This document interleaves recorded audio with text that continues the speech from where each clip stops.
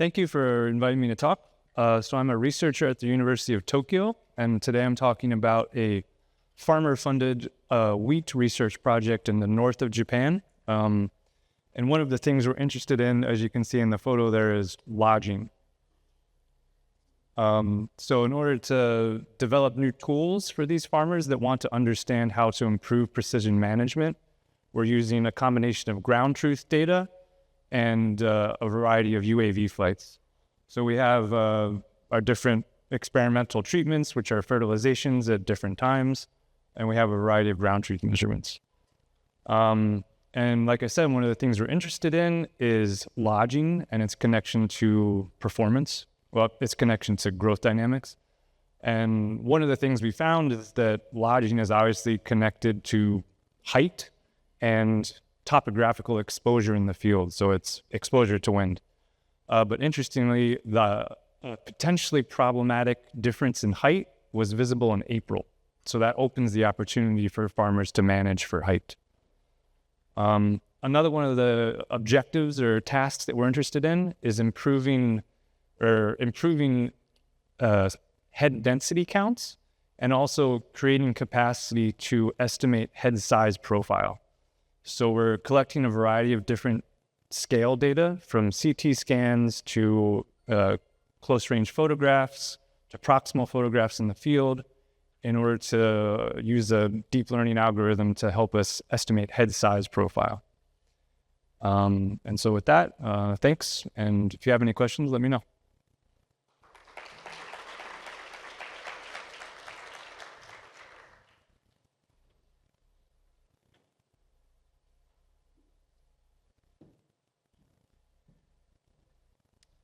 Hello, my name is Joshua Carpenter from Purdue University, and when you want to quantify the root structure architecture of field-grown soybeans, you first need to consider the effect of the three-dimensionality of the architecture. You also need to know that when you go out to the field and you dig up these samples, the roots will be oriented strangely and they will be damaged by that excavation process. So these are two considerations that need to be taken into account. This work is demonstrating that you can easily and cheaply quantify take into account the three-dimensionality of the root system through photo scanning. And you can build 3D geometric models of the root systems. And these models have distinct advantages over 2D sampling methods, and they also can be used to quantify the effect of soils on the RSA. So if you look at panel A, you can see our photo scanning booth. We take a bunch of images, and those images can be used to create a 3D point cloud. We then developed a method for developing a hierarchical cylindrical model of the 3D point cloud. That's in panel B. C demonstrates the unique advantages of taking into account the three-dimensionality, namely that you can see the full distribution of a particular feature of interest, as opposed to sampling or 1D imagery that you would have to find you'd have to find major branches and you're just sampling. So you can see the full distribution. But we also wanted to know, how well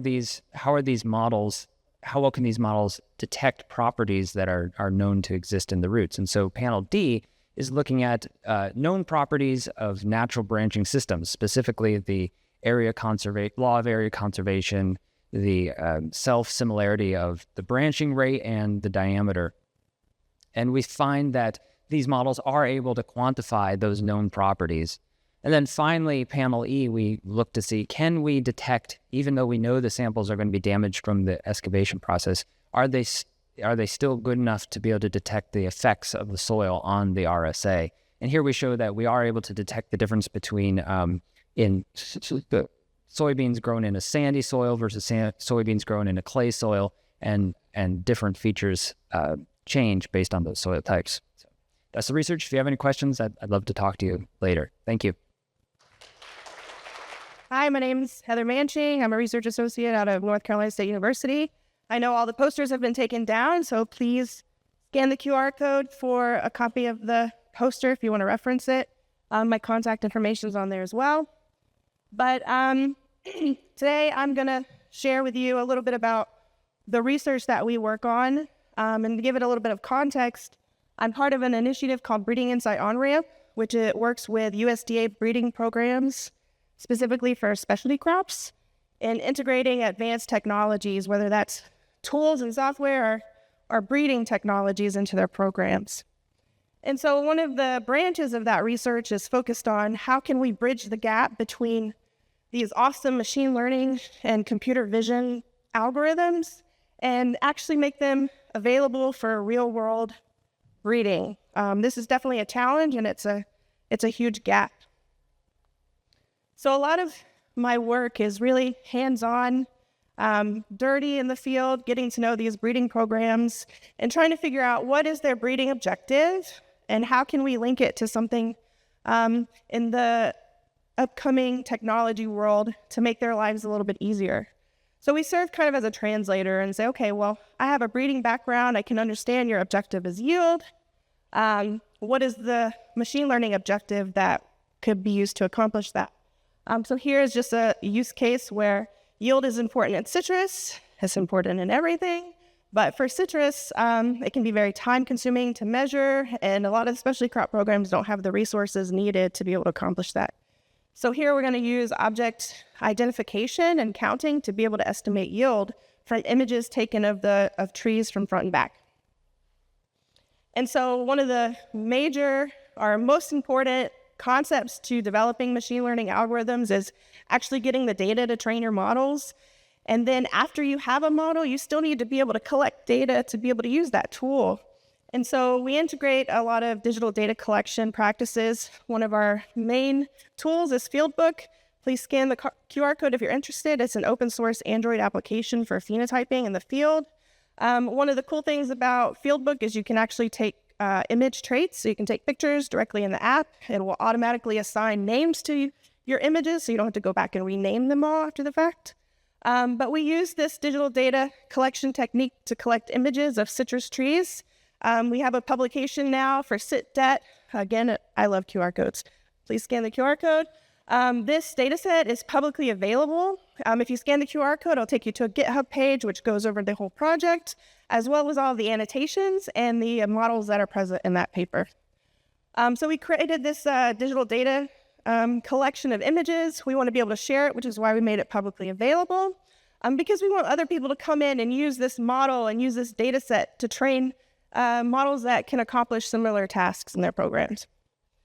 The next step, and I loved Addie's talk, is model development and validation, and this really revolves around transdisciplinary collaborations. So we've worked with University of Texas Arlington to develop this model. And then the validation, we need to show the breeders that it actually works. So comparing it to ground truth data, we found that there's less than a 1.5% error rate in estimating yield. And in terms of breeding, we can capture 4 out of the 5 top-ranking trees based off this model. Integration, what are the logistics of a breeding program? They're complicated and time-consuming and very strict schedules. So we need to show that we can save time. And if we compare the results between harvested counts and machine learning estimate counts, we can save about 73 person hours to be able to accomplish the same thing. And then finally, deployment. So what do we need to do to be able to deploy these models? We need to take this model and optimize it for low-power devices. And then there's a publication in process here called Mobile FruitNet, where we've done that with this model specifically. But we're also working at other ways to deploy apps that are available and can be used by real-world breeders. So with that, thank you. Hello, I'm Juan. I'm from Argentina, and I'm working nowadays as a postdoc in Jülich, Germany. So we know for sure that CO2 concentration will go up in the future and that we will need to produce more food. So it's reasonable to ask ourselves, how will these CO2 elevated levels will affect crop production yields, plant pathogen interactions, and also the photosynthetic efficiencies. So in Jülich, we have this amazing facility which allows us to enrich the CO2 concentration in the atmosphere in the field. It's called free air CO2 enrichment. And through this semi-automated positioning system, which is called Field Snake, we can take measurements of both active and passive fluorescence of the plots. This active and passive fluorescence approach, a combined approach, allows us to register at the same time the photosynthetic efficiency through the LIFT device, which is an active methodology that irradiates the plants with blue light and registers red fluorescence. And also through the FLOX device, which includes 2 different spectrometers, we can retrieve sun-induced fluorescence in a very reliable way. So we have 2 experiments where we have more, I'm showing 2. Sugar beet experiments where we test 2 genotypes with 2 disease treatments and in 2 CO2 treatment. That's ambient CO2 concentration and elevated CO2 concentrations, which is around 600 ppm.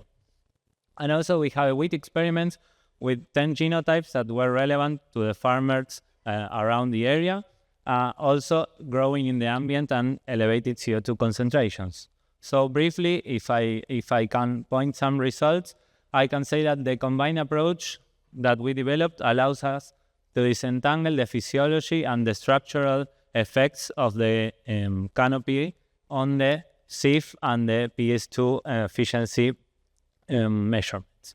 And last, very interestingly, elevated CO2 concentrations cause the photosynthetic efficiency to go down instead of up, which is kind of counterintuitive, because if plants are happier, why they don't have a higher photosynthetic efficiency?